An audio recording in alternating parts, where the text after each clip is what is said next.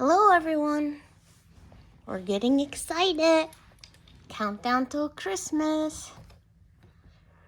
Rudolph Shines Again by Robert L. May. Illustrated by Lisa P.A.P.P.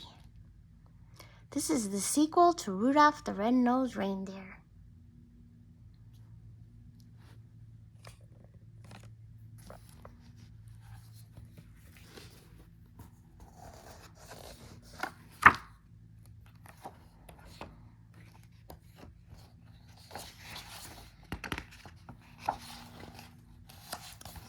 'Twas a month before Christmas, when Rudolph at play saw Santa drive up to call from his sleigh.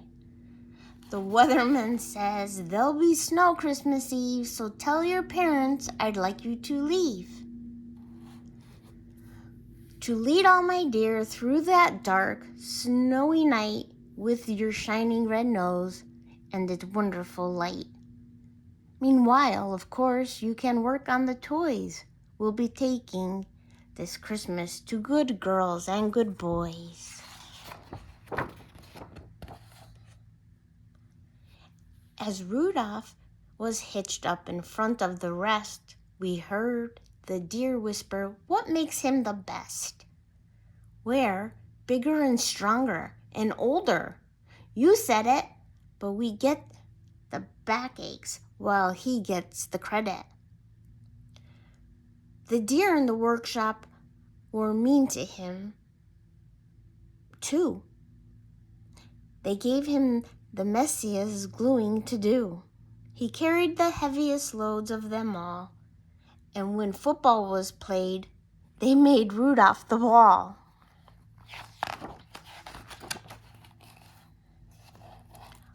Poor Rudolph, he worried, he wept, and he whined, and the more he shed tears, the less his nose shined. "Oh, poor little me," he would pity and pout, till one day the light in his nose just went out. "With this nose I never could lead Santa's sleigh. I'm useless here now, so why could I stay?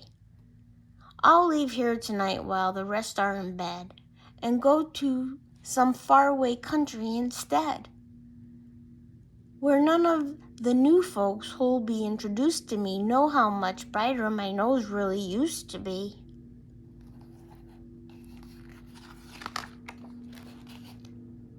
He left and traveled for mile after mile, till one day when ready to rest for a while, in a field with a very thick forest behind it, he heard a strange noise, but he just couldn't find it.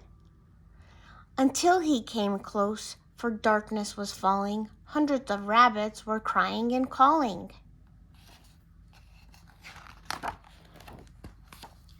"Two of our children, Donnie and Doris, taking a walk, got lost in the forest. It's much, much too dark now to search or follow them.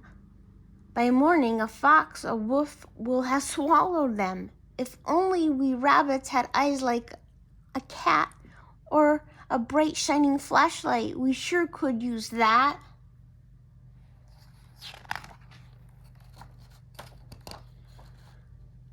Thought Rudolph, "These rabbits have reason to worry. I'd better stop pitying me in a hurry." And right then and there Rudolph ended his habits of pouting and tears, and thought just of the rabbits. "I'll find them," he shouted. "I'll find Donnie and Doris with my bright shiny nose." And he dashed for the forest, completely forgetting himself and his woes. He'd even forgotten the change in his nose, because he was running as fast as he could. When he learned his mistake, he was deep in the wood. He now faced the risk of that dangerous place, with a nose no more bright than one on your face. "I promised the rabbits their babies I'd save. I may have been stupid, I've got to be brave. My nose doesn't shine, but like all the other deers, it's still a good sniffer. I still have sharp ears." Quickly and quietly he ran through the forest, sniffing and listening for Donnie and Doris, and sniffing and listening too for the sly foxes, wolves that knew were close by. With all that huge forest to search without light, do you think that Rudolph will find them that night? Perhaps it was smartness, perhaps it was luck, or perhaps a reward for his bravery and pluck. Was sent by an angel from way, way up high, who steered Rudolph's feet toward a very small cry. From a thick patch of bushes, and that's where he found them, frightened but safe with leaves piled around them. To keep out the cold and wild animals too, I'm your friend, Rudolph whispered. I've come here for you. To help you get home, so please have no fears. Just jump on my back and hold tight my ears. The foxes and wolves here would all like to meet us in order to cook us and carve us and eat us. So Rudolph bent down and the bunnies obeyed. He then ran so fast that no animal laid a claw or a tooth on the bunnies or deer. Through two painting wolves came just terribly near.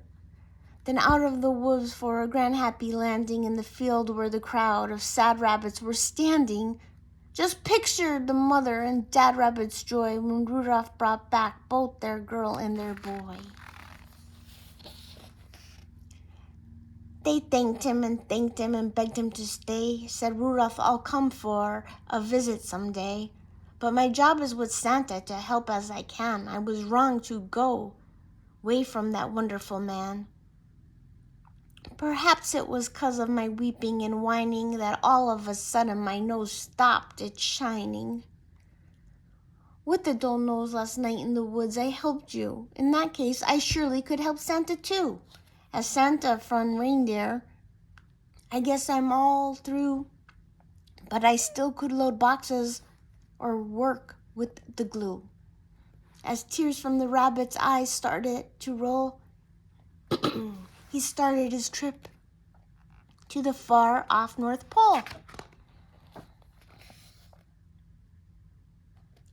Before the remarkable journey was through, 'twas the day before Christmas and darker it grew. The gray northern sky and the fog and the snow would make almost anyone travel quite slow or even get lost, but Rudolph just flew straight as an arrow and speedily too. Through the heaviest snowstorm and fog of the season, how did he do it? Can you guess the reason? Ever since Rudolph had saved the young rabbits, forgetting himself and ended his habits of thinking of Rudolph and weeping and whining, the light in his nose had again started shining. At first very little too dimly to view with. Do you think that angel had something to do with it? Then slowly more bright like a red glowing coal, until when at last he could see the North Pole. And Santa's big sleigh by the workshop front door, it shone just as brightly as ever before. The deer were all hitched, the sleigh almost loaded, and Santa's so worried he nearly exploded. Without Rudolph's red nose and its wonderful glow, how will I steer through the fog and the snow? But when he saw Rudolph, he shouted, Hooray! Quick, take your place at the head of the sleigh. The deer crowd called, Rudolph, we deer are glad too. We hope you forgive the big loads and the glue. For the next year, your job in the shop is a dandy. Next year, your job will be tasting the candy.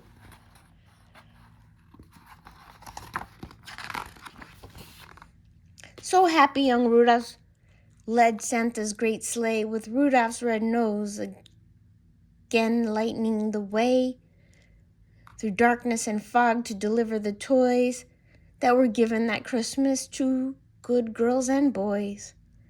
Swiftly they traveled as Rudolph's nose shone on each waiting chimney, including your own.